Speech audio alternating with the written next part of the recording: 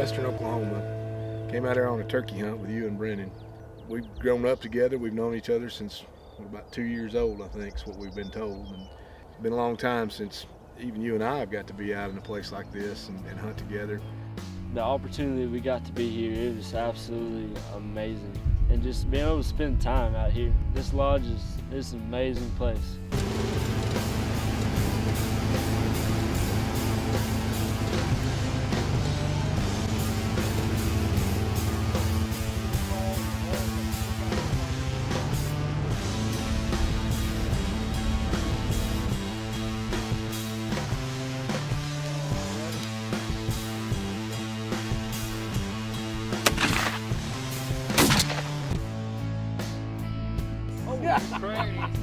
That's the way to splatter. Look at that.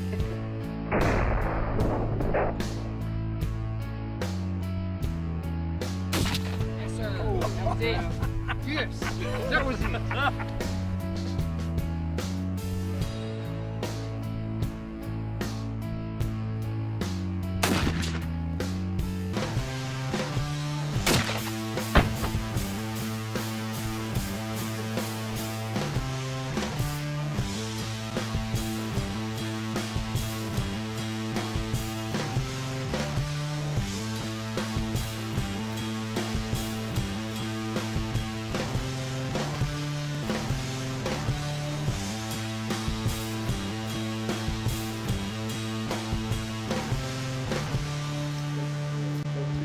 Got a whole collection here. You had some news given to you last year that kind of took us all a little off guard and by surprise. Well, it makes you put things in perspective, what's important to you and what's not. Being out here and going hunting with you guys and Brennan is a lot more important than going to work. Actually, let Brennan come out of school for a day to do this as well, and that has never happened before. The toughest part of the whole deal was telling Brennan. That was really hard for me because he's the guy that I was like, yeah, I want to be like him when I grow up. It just sank me. I was all torn up, but I have kidney cancer. You know, we did a test and they found it. Your kidney should be about the size of your fist, and my right kidney was about 5 times that size. you hear cancer and you're like, man, people die of that all the time. So you're thinking, yeah, I could lose it. Went to MD Anderson down in Houston to remove it, and that's where they found that it also spread into my lungs. I had 14 lymph nodes that they removed out of my abdomen area. Cancer that's in my lungs is still kidney cancer. It's not lung cancer, so you can't treat it that way. Kidney cancer, the way they explained to me, does not respond well to chemo and radiation. Therefore, I don't take that. I do take a pill that is a suppressant. It's had a history of doing a good job of suppressing it to keep it from advancing any further.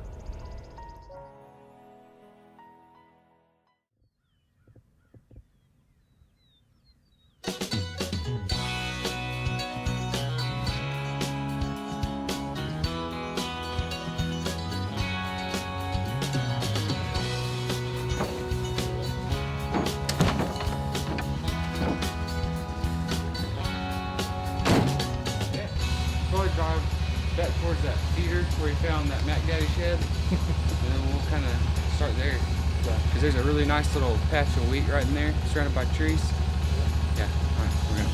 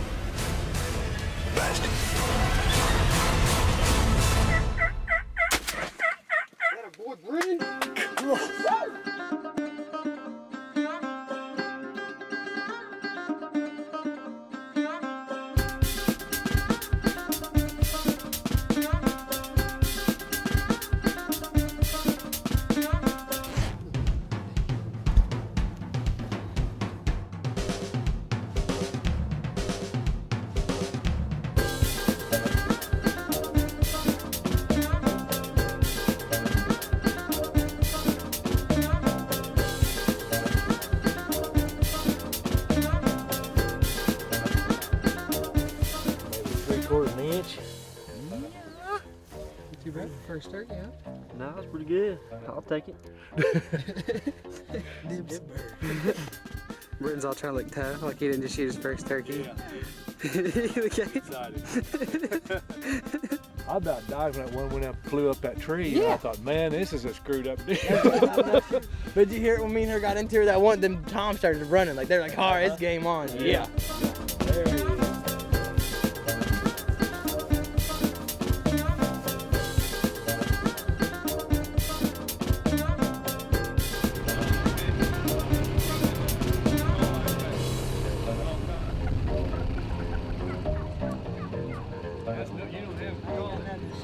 I was pushing my record on my phone. Yeah. Just, you know, it was a long way down there, but kept thinking I'm going to catch the shot. Did you? No. No. No, I just clicked it off and put my phone down, pulled my binoculars up, and pop! Like, yeah!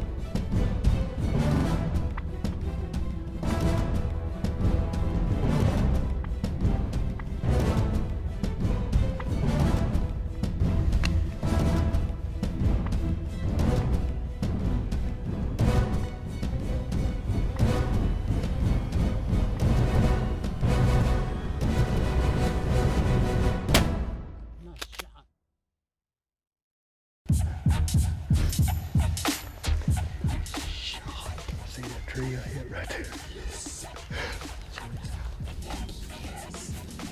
Can you get right here? Look at the trees and the limbs I blew off going right through there. Smoking that chicken wing? Man, when I saw that beard and he stuck his head out there, I thought, this is it. I'm not going to let him have a chance to see us. I understand. I can't believe we just did that. I can't either. That was crazy. Oh, my arm hurts. Congratulations. Here, I'll go get it.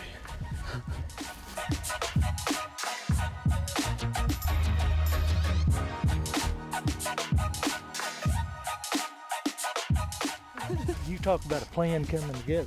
That just don't work like that. Whew. Yeah. Look at them old black spurs on that one. Oh man, yeah. That's a bird. Nimble like a cat. Old fat man put the sneak on. It's probably that one that had a messed up gobble. You ought to see the path I cut through them woods with the shotgun. Heck yeah, man. Oh, Darcy likes you. Yeah. I was waiting on that. We walked from the blind. Belly crawled all the way up here. I saw you up there. You saw me mooning you. Yeah. You said you make sure you saw me mooning. I said right here. See where I hit this tree, blew that limb off, You saw the peppered shot that in that one, one and tree? he was standing right there. And I just cut me a little path. That's what I'm talking about. As soon as that head come out and I saw that beard, it's a done deal. Oh, it's the same birds that came across in front of you from the east? I think it was, yeah, because they Well, came it down was- this Those corner. two toms that ran off were studs now. But there was more hens. They met up with another group because there was 6 of them that came across. Yeah. Well, they met up Yeah, I with saw a there's bunch a of group guys come coming. up from over there. Okay. But see, do you see the 3 toms fighting? Yeah, I watched them over. When I was mooning y'all, I've been watching them a while, and I figured you guys were still over on that side. I look over and I was like, there's 4 heads poking up over there. I look over and there's 4 guys going. the camera's up in the air. I was like, why don't you tell them anything? Let's get some.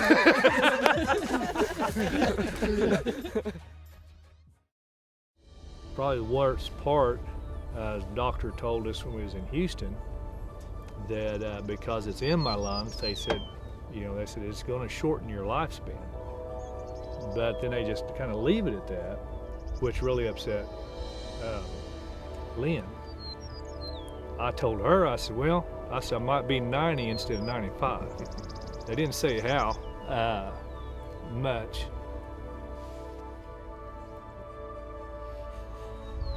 My dad he's a great teacher. I mean, he's taught me pretty much everything I know. He's always been my baseball coach, my football coach. I mean, my parents hardly ever miss a game. A few days before I went to Houston, we had already talked to some doctors and stuff, and a few days before I went down to have the surgery, they called me and they said, hey, there's a clinical trial that all of a sudden just appeared, and did I want to be in it? The week before, there was no mention of a trial to be in. Before we even got home from the hospital, they said, guess what, you can do it in Oklahoma City instead of having to come back to Houston.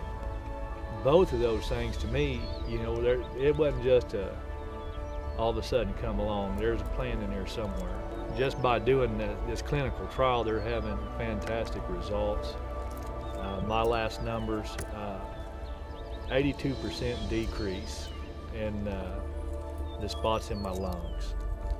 I think everything happens for a reason, and we're working through this, and there's been doors open one after another to this is the path we need to take. My dad just kept saying, God has a plan. I'm going through this for a reason. And that really helped me. For our family, as Christians, faith was the biggest thing. I don't know how well we would have gone through it without faith. There's nothing that I personally can do about it, so we live through it and do what we have to do. I think God gave us doctors that have the skills that they have to be able to help us. A few little things have changed here and there that I can't do something that I did before because I run out of breath. I'm not going to go sit in a chair and, sorry me. Life goes on. I want to see your kids grow up. I can just imagine terrorizing them and getting them to terrorize you, Brendan's going to be the same way one of these days. He's going to be a dad, and I want to see his kids. and I'm not giving up on anything. We're going to make it. I've got a positive attitude that, and I think my family does. You know, we're not going to stop on anything. Might not be able to do everything I used to do, but you know, I'm getting older too. So, chasing these kids around, where you at? Yeah. Life carries on.